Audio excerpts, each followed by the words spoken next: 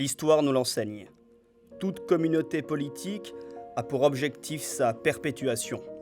L'unité de langue, de religion, de mœurs, de culture caractérise un peuple. Son territoire également. Quand sur un même territoire plusieurs peuples cohabitent, on observe les différents phénomènes qui nous intéressent aujourd'hui.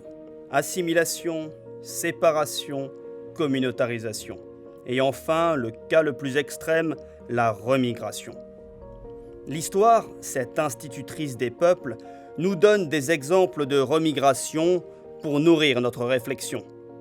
Au premier rang de ces tragédies historiques, il y a l'expulsion des Morisques d'Espagne. Les Morisques sont les descendants de conquérants musulmans qui ont fait souche sur le sol ibérique. Au terme de la Reconquista, 3 à 400 000 Morisques restent en Espagne. C'est un effort considérable que le renvoi d'un tel nombre de personnes, compte tenu des moyens de transport de l'époque.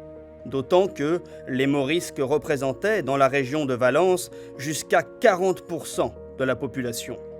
L'essentiel des expulsions se déroule dans une brève période, de 1609 à 1614, un quinquennat en quelque sorte, plus d'un siècle après la fin de la Reconquista. La remigration est donc l'aboutissement d'un processus. 10 ans après la prise de Grenade, en 1502, un décret du roi très catholique impose la conversion au catholicisme des Morisques. Cette conversion formelle, c'est l'octroi des papiers officiels, le blanc-seing d'État qui garantit qu'il n'y a plus que des Espagnols. Cette analogie historique nous concerne, car la réalité fut tout autre. Pendant plus d'un siècle, c'est-à-dire 4 à 5 générations, les deux communautés vont perpétuer des allégeances, des fidélités, des foi antagonistes. Les uns s'engagent au service du roi très catholique des deux côtés de l'océan, les autres le maudissent et voient dans les pirates barbaresques et les Ottomans des libérateurs. Il y a enfin des insurrections de Morisques au cours du XVIe siècle qui mettent en péril la sécurité intérieure de l'Espagne.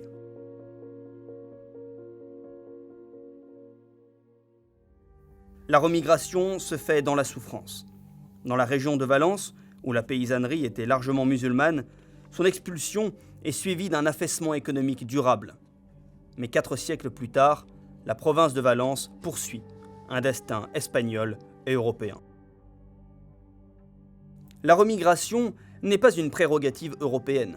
L'expulsion des Grecs d'Asie mineure, en 1923, nous en donne l'exemple.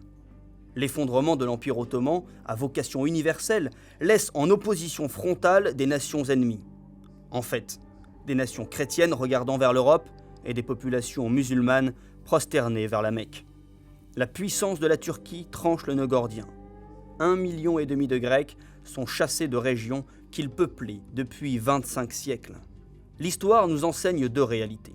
La remigration est permise quand la séparation est parfaitement entérinée et quand l'équilibre des forces est rompu en faveur d'un des camps. Les 2 exemples que nous avons retenus opposent l'Europe à l'Orient. De ce point de vue, la remigration s'inscrit dans l'hygiène des civilisations, comme une purge curative. La remigration démontre la puissance et la permanence des civilisations. Elle peut aussi révéler des meurtrissures ou un désordre à l'intérieur d'une même civilisation. C'est le cas de la fièvre nationaliste qui travaille l'Europe au XIXe et au XXe siècle. Quand l'Europe n'est plus cette espèce de grande république dont parlait Voltaire, les pays unis dans le sein de la chrétienté deviennent des nations rivales convaincues d'avoir le droit ou Dieu pour elles exclusivement. Ainsi, une des conséquences majeures de la Seconde Guerre mondiale est une remigration d'ampleur inédite. 10 millions d'Allemands sont expulsés de contrées où ils étaient établis depuis le Moyen-Âge. Le bilan du nationalisme allemand, c'est la liquidation de la présence germanique en Europe centrale, comme la France avait miné la prééminence européenne de sa culture par l'impérialisme révolutionnaire. À un siècle d'intervalle, les 2 principales puissances du continent ont perdu l'Europe pour s'être vouées au mirage d'une nation exclusive. 2 types principaux de remigration peuvent être distingués. La remigration de fondation, que ce soit de l'Espagne catholique ou de la Turquie moderne, et la remigration de castration, où se déchaînent des antagonismes secondaires. Une séparation irrémédiable et salutaire doit être assumée. Mais il faut aussi savoir côtoyer et apprivoiser l'altérité, sans quoi même l'identité nationale des Slaves du Sud ne peut empêcher le terrible démantèlement de la Yougoslavie dans les années 1990 et les déplacements de population qui l'ont accompagné. La grande sagesse en matière de migration, c'est de ne pas commencer.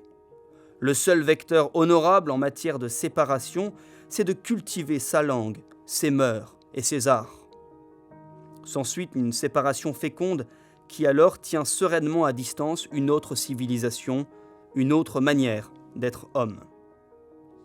Cette leçon des siècles dévoile l'abîme où est plongée l'Europe.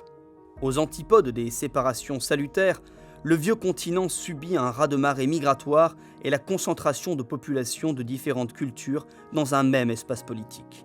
En ceci, elle imite son suzerain, les États-Unis d'Amérique, c'est-à-dire une colonie perpétuelle vouée à la croissance économique. L'Europe ne fait que se conformer aux tendances dominantes d'une époque à bout de souffle. 5 siècles durant, de la découverte de l'Amérique à la fin de la guerre froide, le monde européen et occidental a dominé le monde. L'unipolarité américaine fut une apothéose et un chant du cygne. Les vents tournent. La contraction du monde blanc est un événement colossal et durable. C'est en tant que peuple mis en péril sur leur propre terre, et parfois minoritaire, que la question identitaire se pose aux Européens du XXIe siècle. Au terme de chaque société d'individus consommateurs qui se défait, il y a une communauté populaire qui se reforme.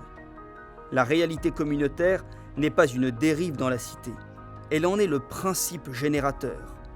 Alors, une séparation véritable et féconde est rendue possible, et avec elle, la perspective, un jour, d'une remigration.